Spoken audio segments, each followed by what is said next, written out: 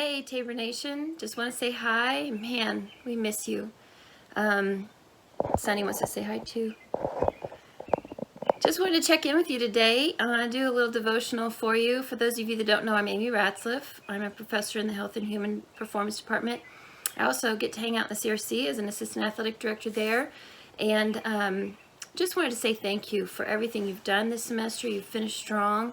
And it's blessed me to be able to see you complete what you need to complete this semester. And we just wish you the best of luck if you're getting a job, if you're just working through the summer. And we can't wait to see you in the fall. You know, I'd rather be having coffee with you, but this will have to do. This virtual reality that we have lived in has been life-changing.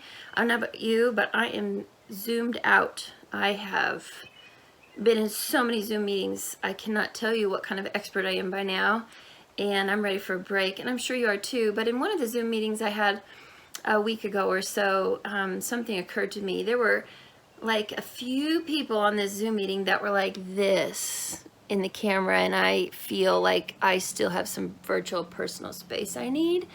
But it occurred to me, you know, those people, they miss people.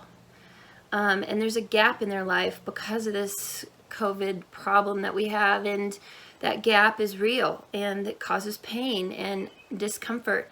And I just got to thinking about these gaps and what God has for us through all of this. And those gaps have been minor for some of us. You know, it's been having to just relocate or move out. It's been not being able to go out to eat or go to a movie. For some of us, it's been just having to watch like cherry spitting contests on ESPN, because literally that's all there is. There's also like dodgeball juggling, which I didn't even know existed, so we probably have to add that to our curriculum now to understand it. But, you know, there's been these little gaps that we've experienced, and okay, I mean, it's definitely a pre-COVID, post-COVID experience we're going to be having here. But for some of us, those gaps are bigger, and they're not quite those superficial gaps that we're kind of stuck in. Some of those middle-of-the-road gaps are things like you haven't gotten to see your family, you know, and that's hard to be maybe quarantined where they aren't. For some of you, you're living with your family. I am so sorry to my own children that have to live with their mother during quarantine. I know this is not your best life.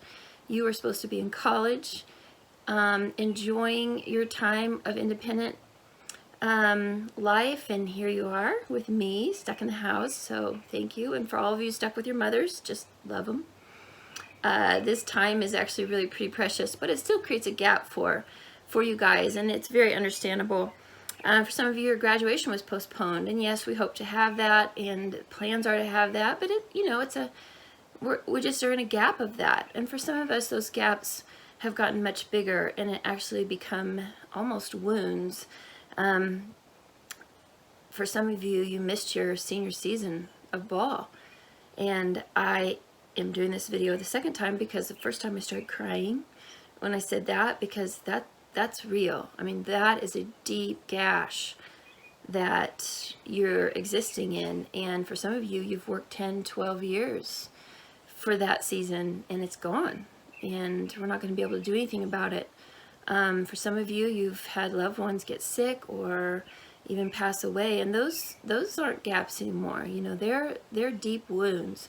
And so what does God say about that? And what do we need to do as Christian people when we think about that? And he really has given me a word for you that I want to share with you. There's this word called redeemed that nobody really ever explained to me very well, but I experienced it when I had some really deep loss in my own life.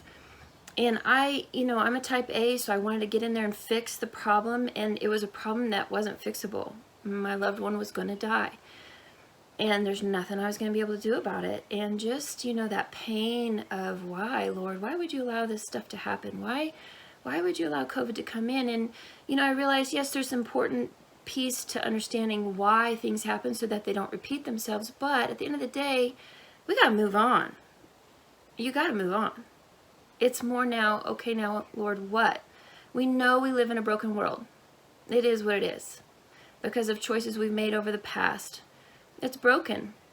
things are going to happen. And the thing about COVID is it's happened to everyone. That's not self-selecting certain people. It's happening to all of us.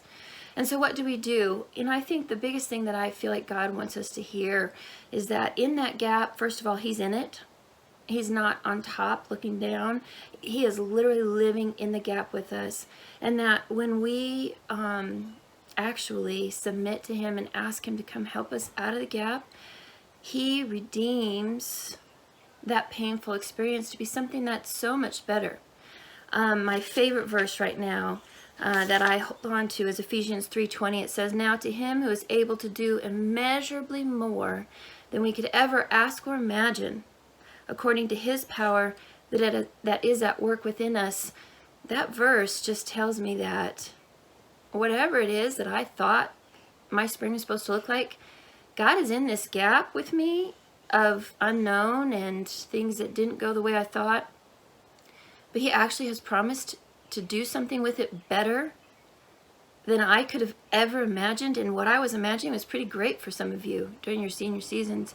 But God has something even better that we don't even understand. And so that hardship that happened, he's going to come meet us in that hardship, and he's going to redeem it into something that is so much better than what we would have had.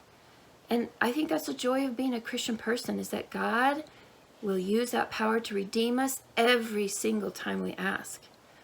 The other thing, it says in Jeremiah 29:11, "For I know the plans I have for you, declares the Lord, plans to prosper you, not to harm you, plans to give you a hope and a future." And if we would really truly grasp that, we would understand that when he redeems our hardship out of this gap, he's going to put us back on the path that he has for us, which is to prosper us. That hasn't changed. He still has that plan to prosper us. And so I just ask you as a Christian person, invite God into the gap. Well, he's in the gap, but invite him to get in the gap and help you out of it so that you can see something better. Now, the thing is, we don't even know what that better is. He's going to redeem it. We may not understand what that is. It may be something completely different. It does say, and I want you to be careful, because in Philippians 2:6 it says, equality with God is not something to be grasped. We may not understand what it is that he's going to do with it. He's going to redeem it, though. Even losing a loved one, he redeems that. And sometimes it doesn't feel like that could ever be redeemable. But I truly believe that some of my deepest wounds are going to be redeemed in another way. And I may not know what those are until I get to heaven. That's okay. I just know that the pain and suffering is not lost. There's going to be good that comes. So whatever gap you're living in, just know God is going to come and meet you right where you need him to be to help you out of it and make it something beautiful. For those of you that don't have Christ, this is it. This is the time that you need that power, because the world is broken and you're going to stay in that brokenness, and that brokenness is going to mean nothing. There's nothing good that's going to come out of it unless you let God redeem that for you in your life. And so if you need to find God through all of this, just call me, email Ryan, call your pastor, call any other of your professors, and find God so that your pain and suffering actually can be turned into something so much better. So if you're living in a gap, if you're living in a deep crevice, if you're living down in a wound, you guys, let's get out. I cannot wait to see you again.